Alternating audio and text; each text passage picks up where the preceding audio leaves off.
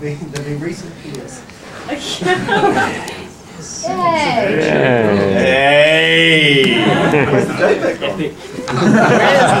Where's the JPEG file? Exactly.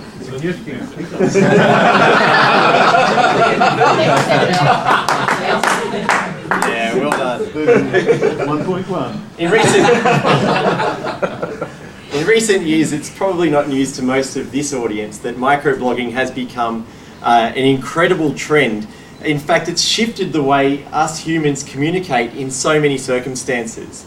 But as we know, most of the time when we visit microblogging sites or we check out tweets, we're reading about some guy's decision-making process about what kind of sandwich he's going to have for lunch or what kind of iPhone app he's going to design next, right? I mean, it's not stuff that counts for a whole lot.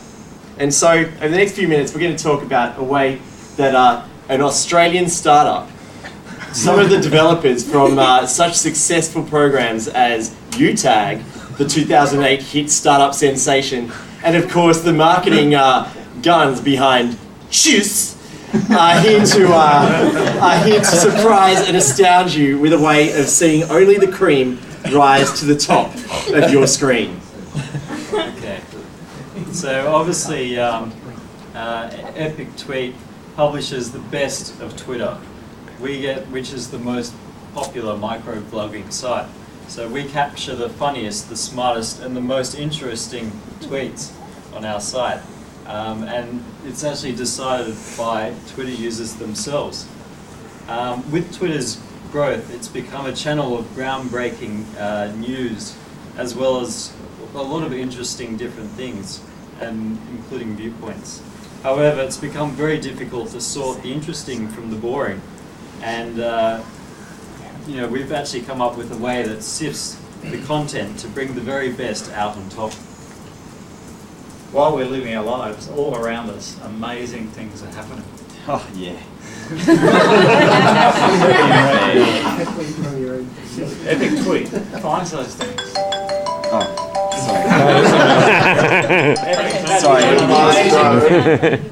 Hey, this is Tim. Hello?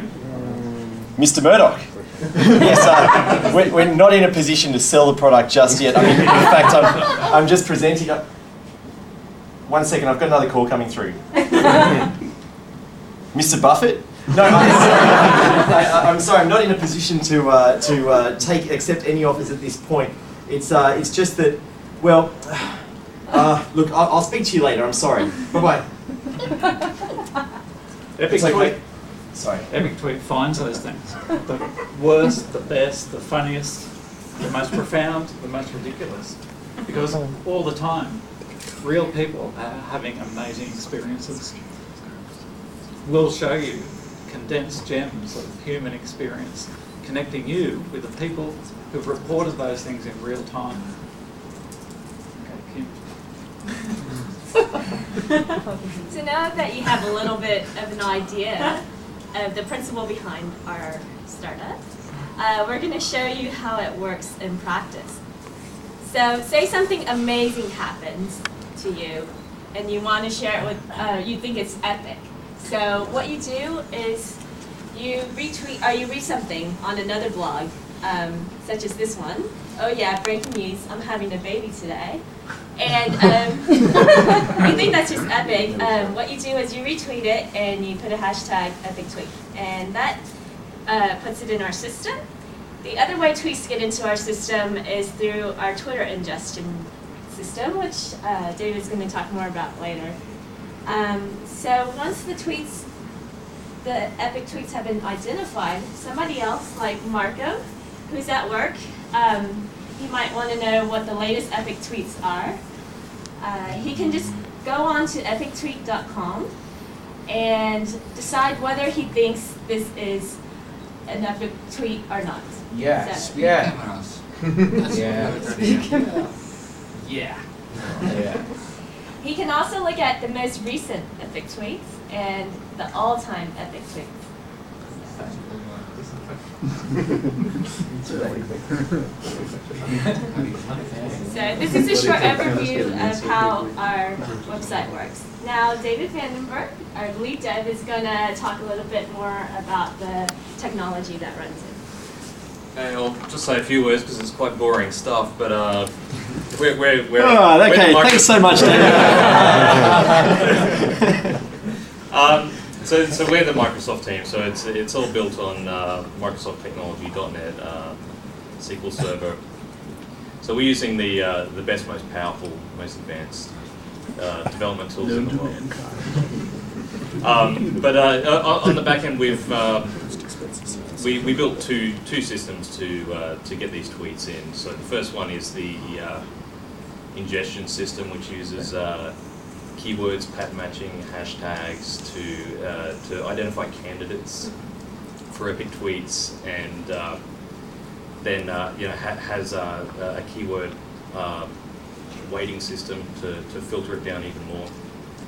The other side of it is the voting system, which is where which you can see up the top, the yeah, nah thing. So that allows the users to vote on things, and then beyond that, there's an extra set of algorithms to sort of dilute their weightings over time, so everything's sort of topical and current.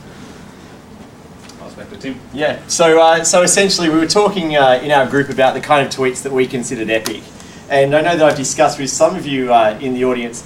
For example, the Hudson River example yesterday. A guy's in a ferry and he watches a plane skid like a rock along the water and safely lands. And the first person he tells is everybody through Twitter.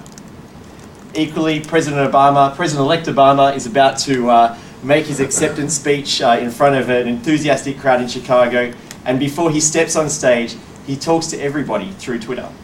So these epic tweets, through our algorithm and through our users' involvement, will be the cream of our site. And significantly, if you're not a regular Twitter user, you can still participate in the best of the site without so much as a Twitter user account. And so you're probably thinking about revenue model. We've got a few ideas. We're thinking about essentially commercializing the product to the point where we break it beyond any useful purpose. So, for example, we thought that we might sell to corporations the right to have an overly influential voting rank. For example, just give McDonald's 5,000 votes for every click. But more seriously, there's opportunities for advertising around the topics of the tweets, of course, using things like Google AdSense. But we believe that once upon a time the word was gnarly and then dope and what have you, and we know that epic has become part of the youth vernacular, and to have the epic tweet is an expression that existed before our website came along, and so we were as stunned as you were when we found out that we could own epictweet.com. So. We're very excited about the commercialization potential, and we're looking forward to seeing what you consider as our beta testers, the epic tweets of the next week.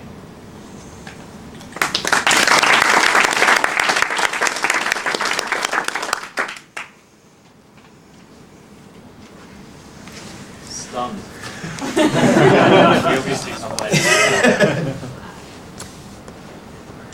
I'm just amazed not everything is a JPEG.